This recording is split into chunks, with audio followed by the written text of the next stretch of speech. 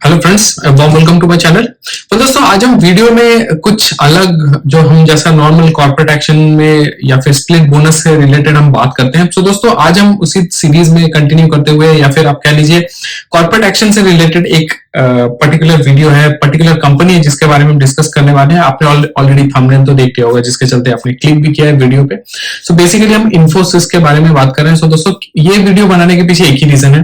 Reason ये है कि मुझे बहुत सारे चैट पिंग्स अलग से आए हैं, वहां पे लोग हमेशा मुझसे पूछते रहते हैं कि सर ऐसा कोई एक स्टॉक बताओ जिसपे हम इन्वेस्टमेंट कर सकते हैं। सो ऑब्वियसली दोस्तों एक सेक्टर होता है जहां पे आप रेगुलर पैसा लगा रहे हैं, दिन के एंड में आप प्रॉफिट बुकिंग कर रहे हैं, आप ट्रेडिंग कर रहे हैं। उसके लिए किसी भी स्टॉक के साथ में इमोशनली कनेक्ट होने की जरूरत नहीं है। स्टॉप लॉस हिट हुआ, एग्जिट करके निकल गए।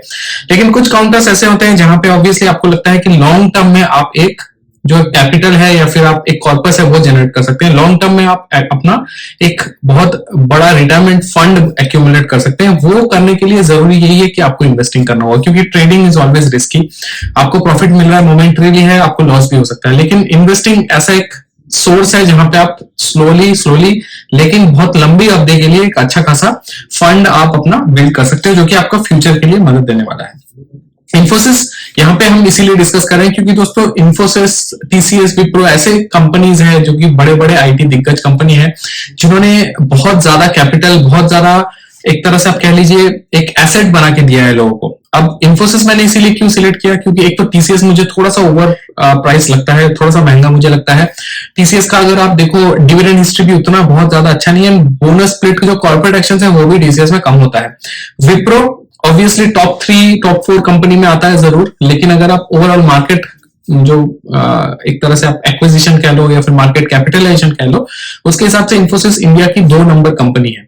तो इन्फोसिस में इसीलिए मैं ज्यादा इंटरेस्टेड हूं, क्योंकि अगर आप लॉन्ग टर्म यहाँ पे देखोगे, मैं एक फोटो भी लगा रहा हूं, आप देख सकते हो अभी 1630 रुपीज पे ये ट्रेड कर रहा है। ऑब्वियसली एक साल में अगर आप देखो लास्ट 1 ईयर आईटी के लिए बहुत अच्छा नहीं रहा है, आईटी ने बहुत अच्छा पैसा नहीं बनाया है, लेकिन उसके बावजूद भी बहुत मैसिव करेक्शन यहाँ नहीं है। लास्ट एक साल का अगर आपको स्क्रीन पे चार्ट दिख रहा है, लास्ट एक साल में जस्ट 3.5% का डिस्काउंट यहाँ पे हुआ है। 3.5% इज नॉमिनल। कोई भी स्टॉक में दिन का 15-20% मूव होता है, यहाँ पे इतना बड़ा कंपनी है उसमें 3% का मूवमेंट इज नेग्लिजिबल। आप बिल्कुल इग्नोर करके चल सकते हो, जबकि पूरा का पूरा आईटी इंडस्ट्री डाउन है। अगर हम 5 साल की बात करें लॉन्ग टर्म में, 5 साल में आप देखिए 240% रिटर्न है। इसका मतलब 2.5 गुना आपका पैसा हो गया है। एंड लॉन्ग टर्म की अगर हम बात करें जो मैक्सिमम है दैट इज 13 टाइम्स आपके पैसे हुए हैं। लॉन्ग टर्म की हम बात नहीं करेंगे, बिकॉज लॉन्ग टर्म में क्या होता है कि इतना लंबा इन्वेस्टमेंट करना हर लोगों के लिए पॉसिबल नहीं है। एंड सबसे इंपॉर्टेंट ये चीज है कि हमारे में उतना पेशेंस नहीं है कि हम उतना प्रॉफिट देखते हुए भी उसको हम बुक ना करें। तो ये हमारी ह्यूमन टेंडेंसी है, जब भी हम देखते हैं प्रॉफिट आ रहा है हम तुरंत उसको बुक करने का कोशिश करते हैं। लेकिन इन्फोसिस काउंटर ऐसा है जहां पे आपको डिविडेंड मिल सकता है, क्योंकि हर साल कंपनी डिविडेंड देती है। सेकंड थिंग है, कंपनी बहुत इक्वल इंस्टॉलमेंट में हर थोड़े थोड़े गैप के बाद कंपनी अपना बोनस लेके आती है। बिकॉज आपको पता है जब भी कंपनी 4 फिगर्स में चले जाती है, 1500-1600 के आसपास चली जाती है, कंपनी एक बोनस डिक्लेयर करती है। बोनस होने के बाद में कंपनी फिर सस्ता हो जाता है।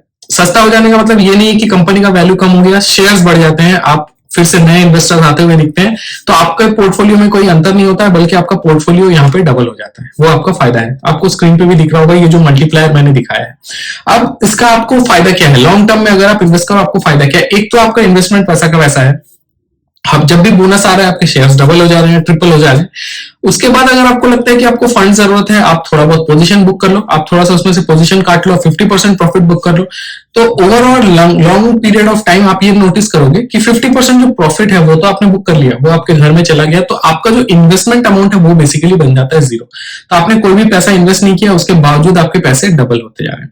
तो अगर आप सिंपल एग्जांपल देखो, आप स्क्रीन पे आप देख पा रहे हो, जैसे कि यहाँ आपका जो ये बोनस कैलेंडर है वो मैंने ओपन किया है। 94 में 1:1, 97 में 1:1, फिर से 99 में 1:1, 2004 में दिया था 3:1, 3 शेयर्स फॉर एवरी 1। इसका मतलब 4 गुना हो गया था शेयर्स।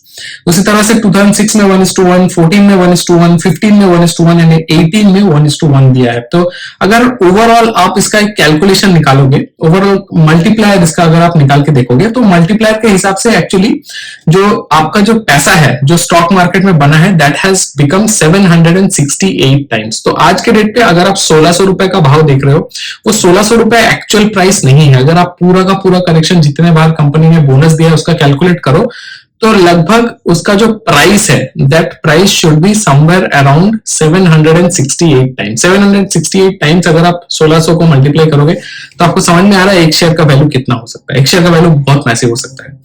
बहुत लंबी अवधि छोड़ दीजिए, लास्ट 5 साल भी अगर हम 6 साल 5 साल 6 साल जो भी लास्ट हॉराइजन है उसको भी पकड़ के चले, 2015 या 18 की बात करूं तो उसमें भी आपके शेयर्स डबल हुए। तो अगर आपने 10 शेयर्स लिए थे वो आपके एक बार हो गए थे 20 शेयर एंड 20 के हो गए थे 40। तो इसीलिए मैंने यहाँ थंबनेल पे भी मेंशन किया कि 50 शेयर आप बाई करिए, लखपति हो जाइए, क्योंकि लखपति बनने से आपको कोई रोक नहीं सकता। पहले तो आप 50 शेयर अगर आप बाई कर रहे हो तो लगभग आप यहाँ पे 1600 इंटू 50 80,000 आप लाख रुपए से कम का इन्वेस्टमेंट कर रहे हो। जैसे ही कंपनी डिविडेंड देती है या फिर कंपनी का वैल्यूएशन अगर 10 से 20% भी बढ़ जाता है तो आप ऐसे भी लाख रुपए आपका पोर्टफोलियो हो ही जाता है। उसके बाद थोड़ा अगर आप 8-10 साल 20 साल का हॉराइजन रख के चल रहे हो, क्योंकि मैंने कहा एक तरह से आपका रिटायरमेंट प्लान है, अगर आप 20 साल का हॉराइजन रखते हो उसके बीच में 3 से 4 बार बोनस आता है तो ऑब्वियसली ये जो आपका कॉर्पस है ये डेफिनेटली बहुत ज्यादा मल्टीप्लायर आपका होने वाला है। तो ये तो दोस्तों बेनिफिट मैंने आपको बता दिया कि ये इन्फोसिस में अगर आप पैसे इन्वेस्ट करोगे आपका फायदा क्या है। इसके अलावा मैंने आपको ये भी बताया था कि जो इन्फोसिस का जो डिविडेंड हिस्ट्री है वो डिविडेंड हिस्ट्री भी बहुत तगड़ा है, क्योंकि इन्फोसिस खाली ऐसा कंपनी नहीं है कि आपको जस्ट वो बोनस एंड स्प्लिट पे डिपेंडेंट है। हर साल कंपनी डिविडेंड देती है, तो डिविडेंड के हिसाब से भी आपको अच्छा खासा इनकम मिलने वाला है। ये तो दोस्तों ओवरऑल मैंने बताया कि आपको करना क्या है। अभी नेक्स्ट इंपॉर्टेंट चीज है कि कैसे इन्वेस्ट करें। सो हमेशा मैं कहता हूं कि अगर आप लॉन्ग टर्म पोर्टफोलियो बना रहे हो, अगर आपको थोड़ा ज्यादा इन्वेस्टमेंट करना है तो उसके लिए आप एक बार में कभी इन्वेस्टमेंट ना करो। आपको अगर समझ में नहीं आ रहा है किस दिन इन्वेस्ट करूं, कब प्राइस कम होगा, तो वैसा करने का जरूरत ही नहीं है। या तो आप फ्यूचर ऑर्डर प्लेस करके रख दो, या फिर आप जो महीना का ऑलमोस्ट थर्ड से फोर्थ वीक के बीच का जो हॉराइजन होता है उस समय पे ऐसा बहुत होता है कि बहुत लोग अपना पैसा विड्रॉ करते हैं उस समय पे, तो बहुत ज्यादा सेलिंग थोड़ा सा प्रेशर देखने को मिलता है। सो अगर आप एसआईपी वाले हो, अगर आपको लॉन्ग टर्म इन्वेस्टमेंट करना है तो लास्ट वीक में इन्वेस्टमेंट करना आपके लिए बेहतर है। तो आप क्या करो, हर महीने के एंड में आप एक एसआईपी मोड में ऑटो एक ट्रांजैक्शन का आप ऑर्डर प्लेस करके रख दो, जो भी ब्रोकर आप अकाउंट यूज करते हो वो ऑटोमेटिकली आपका ऐड होता जाएगा, आपका पोजीशन बढ़ता जाएगा। उसके साथ साथ अगर दोस्तों आप में से लोग हैं जो आपको लगता है कि नहीं 1600 रुपए भी महंगा है, अगर एक शेयर खरीद रहा हूं तो फायदा नहीं है, तो हर महीने अगर मैं 5-6 खरीद पाता तो कम से कम 10,000 का इन्वेस्टमेंट है। तो अगर आपको लग रहा है कि ये अमाउंट भारी है तो उसके लिए आप क्या कर सकते हो, उसके लिए आपको ये करना है कि IT20 जो आता है वो आप ले सकते हो। 20-22 रुपए का आता है।